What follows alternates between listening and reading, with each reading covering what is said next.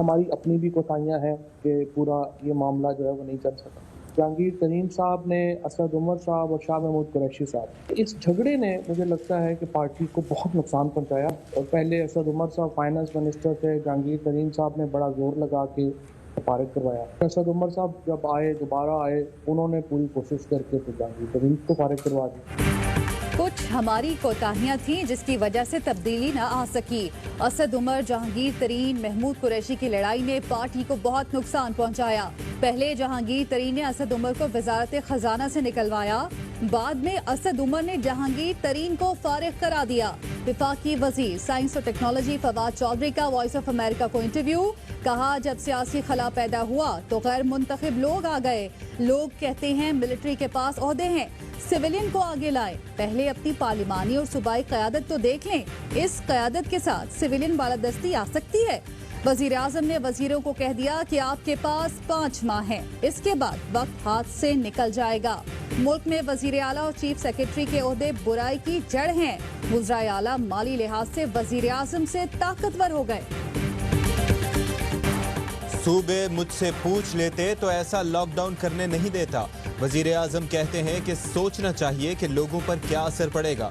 मुझे समझ नहीं आई कि लाड़काना में छाबड़ी वालों को क्यों बंद कर दिया गया। दिहाड़ीदार का सोचे बगैर लॉकडाउन नहीं करना चाहिए था। मुल्क में अफरा तफरी सी मच गई। चीन और यूरोप को देखकर सबने कहा कि वबा फैल गई है और पाकिस्तान में सख्त लॉकडाउन कर दिया। शुक्र है अब मेरी बात सुन ली गई। मैंने दबाव का सामना किया और सख्त लॉकडाउन नहीं किया। इटली और अमेरिका में लोग बर्बाद हो गए। भारत में भूख से हाल बुरा है। हमारे लिए चैलेंज ये है कि कारोबार भी खुला रहे और लोगों को SOPs का एहसास भी दिलाएं। अब मुअम्मर और बीमारों के लिए लॉकडाउन करना है।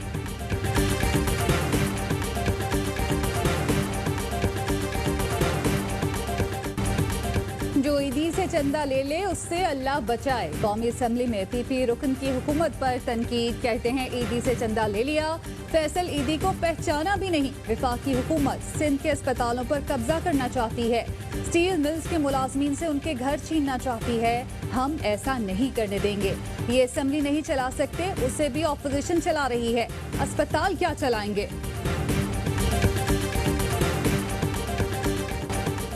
कराची तैयारा हादसे के जिम्मेदार जांबहक कप्तान और एयर ट्रैफिक कंट्रोलर करार। इब्तदाई तहकीकाती रिपोर्ट जारी।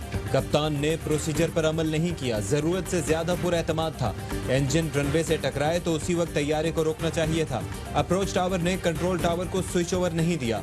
वॉइस रिकॉर्डर की मदद से भी इब्तदाई रिपोर्ट तैयार। वजीर हवाबाजी ने वजीर आजम को रिपोर्ट पेश कर दी। हवेलियां हादसे की रिपोर्ट भी गुलाम सरवर को पेश। हादसे में जुनेद जमशेद समेत 47 अफराद जामहक हुए थे।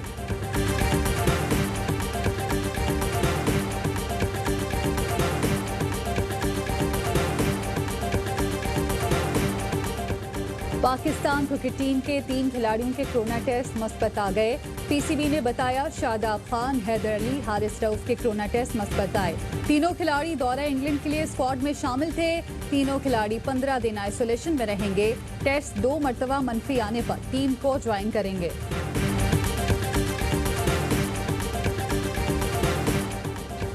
कोरोना पर हमारी हिकमत अमली के बेहतर नताइज मौसूल हुए। वजीर आजम के कोरोना जायजा इजलास की सदारत। बेड्स और ऑक्सीजन के लिए इक़दामात पर इत्मीनान। वजीर आजम ने कहा कि ईद उल अज़हा गैर मामूली हालात में आ रही है।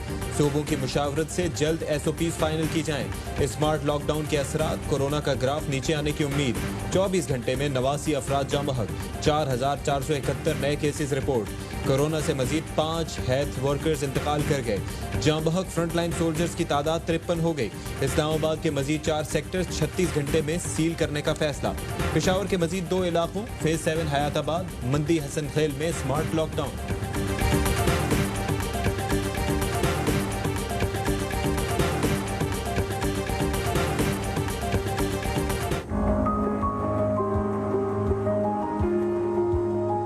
एक्सपो सेंटर, यहाँ 4 हॉल्स को आइसोलेशन सेंटर में पहले तब्दील किया गया। हॉल नंबर 5 को HDU में तब्दील कर दिया गया और यहाँ 140 बेड्स लगाए गए हैं।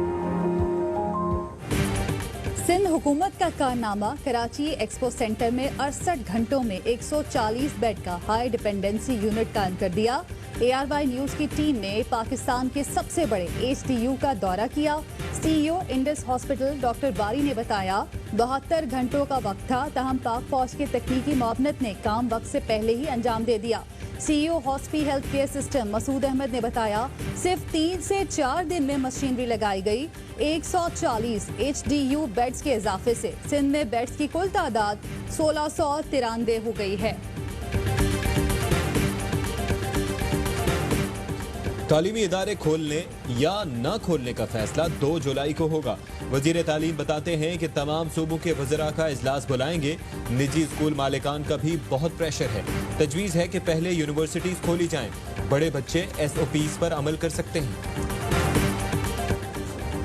MQM पाकिस्तान के रुकन सूबाई असम्बली सदाकत हुसैन के घर पर फायरिंग।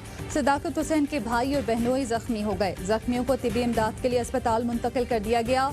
सदाकत हुसैन PS 117 से MQM के टिकट पर रुकन मुंतखब हुए। हमले के वक्त सदाकत हुसैन भाई और बहनोई के साथ घर के बाहर खड़े हुए थे।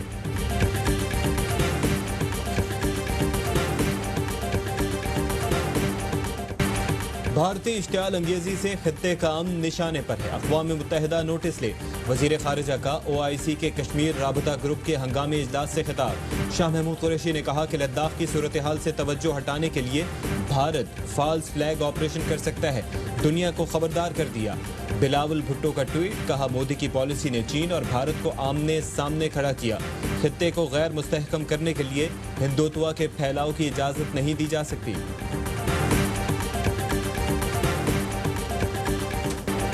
जब भी दुश्मन का सामना हुआ तो पाक बहरिया कौम की तवक्कुआत पर पूरा उतरी। Army chief general Qamar Javed Bajwa कहते हैं पाक बहरिया ने आबी हदूद का भरपूर तहफ़्फ़ुज़ किया।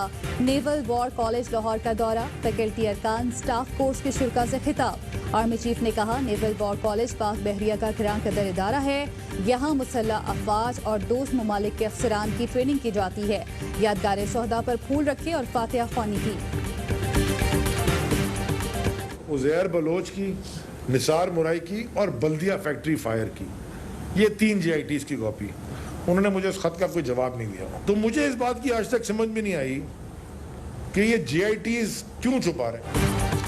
वफाकी वजीर अली जैदी का उज़ैर बलोच समेत अहम GITs पब्लिक करने का फिर मुतालबा। कहते हैं सिंध हाई कोर्ट ने उज़ैर बलोच, निसार मोराई और बल्दिया फैक्ट्री के GITs पब्लिक करने का हुक्म दिया। समझ नहीं आ रहा कि सिंध हुकूमत GITs क्यों छुपा रही है। सुना है उज़ैर बलोच कहता था उसका आसिफ जरदारी से ताल्लुक है।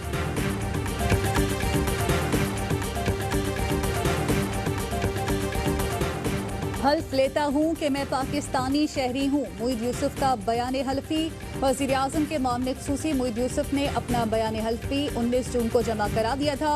वफाकी वज़ीर फैसल वाडा कहते हैं कोई माविन ख़ुसूसी या मुशीर अपनी दोहरी शहरियत नहीं छुपाएगा। कोई ऐसा हुकूमती रुकन नहीं जो बैरून मुल्क नौकरी कर रहा हो।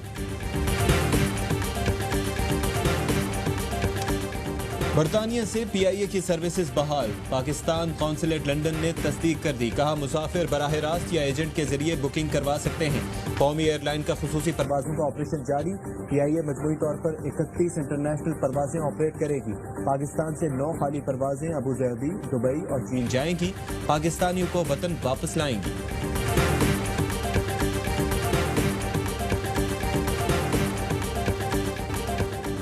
गंदम और आटे की कीमतों को लगाम डालने का मिशन।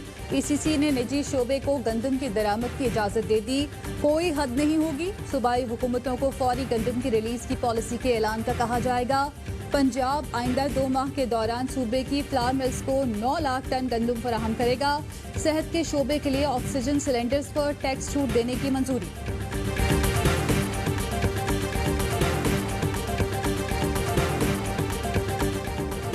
चौधरी परवेज इलाही की आला पंजाब उस्मान बुजदार से मुलाकात। बजट सेशन, सियासी सूरत हाल और कोरोना रोकने के इक़दामात पर गुफ्तगू। उस्मान बुजदार ने कहा कि काफ लीग से इत्तेहाद पहले से मजबूत और वर्किंग रिलेशनशिप बेहतर हुई। आस लगाने वालों को कुछ नहीं मिलेगा। पहले भी एक थे और अब भी एक हैं और आइंदा भी एक रहेंगे। परवेज इलाही ने कहा कि उस्मान बुजदार के साथ हैं और रहेंगे। ऑपोजिशन के पास फलाह आम्मा का एजेंडा है, न कोरोना से निपटने का।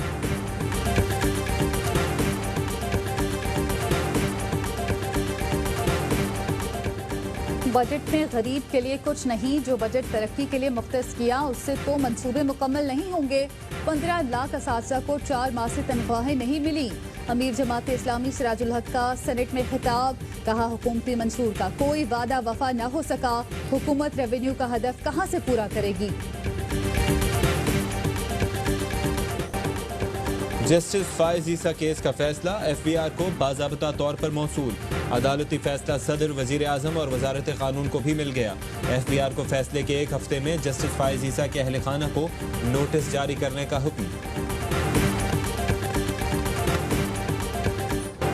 दुनिया भर में कातिल वायरस मौत बांटने में मसरूफ। हलाकतें 4,72,000 से जायद। अमरीका में 1,22,000 से जायद हलाकतें। ब्राज़ील में अमवात 51,000 तक पहुंच गई। ईरान में आज 119 अफराद चल बसे। अमवात 9,742 हो गई।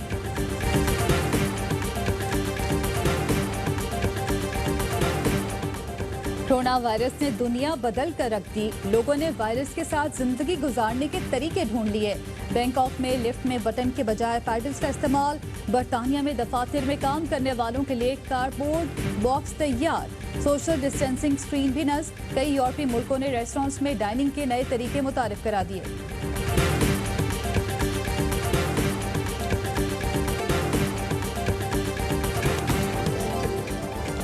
और पाकिस्तान में 1 ग्राम सोने की कीमत 9,405 रुपये 61 पैसे हो गई। 1 मिलीग्राम सोना 9 रुपये 40 पैसे का हो गया।